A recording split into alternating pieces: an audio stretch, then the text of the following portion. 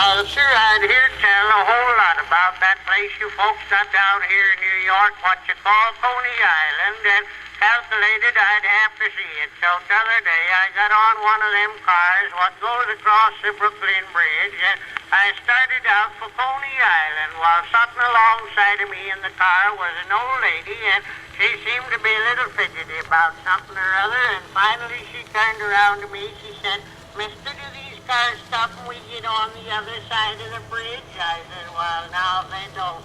You get the awfulest bump you ever got in your life." Well, we got on the other side, and I got on one of them cars what goes down to Coney Island, and I handed the car feller $1. He took and put it into his pocket just the same as if it belonged to him, and I guess it did.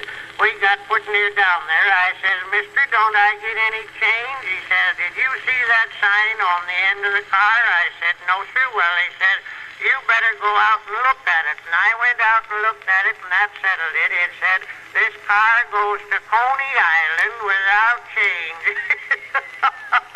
I guess, but gosh, it did. I'll be darned if I got any. Well, we got down there, and I must say, of all the pandemonium and hubbub I ever heard in my life, Coney Island beats it all. I found one place what they call the Middle Way Pleasance, and another place they call the Streets of Cairo. Well, they had a lot of shows going on along there, and I went into one of them and sucked down it. I pretty near busted my buttons a laughing.